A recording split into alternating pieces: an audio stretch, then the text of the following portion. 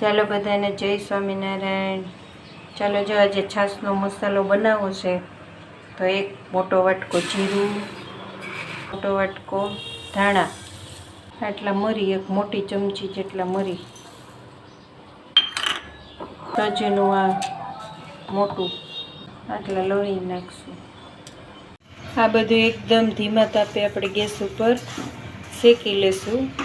થોડી સ્મેલ આવે ને એવું ધીમા તાપે। પછી એમાં થોડીક વરિયાળી અને થોડાક અજમા છેલ્લે નાખશું। શેકવાનું એટલે બધું જે મોઇસ્ચર હોય એ બધું બળી જાય અને આપણો મસાલો છે આખા વર્ષ માટે સ્ટોર કરી શકીએ। હવે આપણે સંચળને પણ થોડુંક શેકી લઈએ ધીમા તાપે। આપણે સિંધા મીઠું પણ આપણે એટલું શેકી નાખીએ। આટલા એક વાટકી જેટલા સૂકા ધાણા છે, પહેલાં સુકવણી કરી લીધી હતી। જો એટલા ધાણા નાખીશું। એક વાટકી ધાણા નાખ્યા સૂકા અને એક વાટકી છે સૂકો ફોદીનો। આપણે પહેલાં સુકવણી કરી હતી અને આપણે થોડોક એમાં સહેજ જ ગરમ કરી લઈએ આપણે। ચાલો હવે જો બધું આપણે મિક્સર જારમાં પીસી નાખીએ।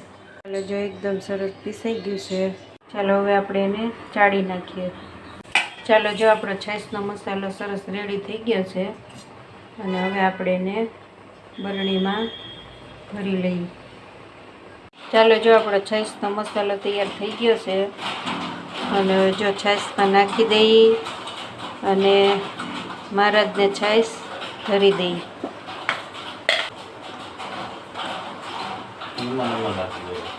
ચાલો જો મહારાજનો થાળી તૈયાર થઈ ગયો છે 11નો।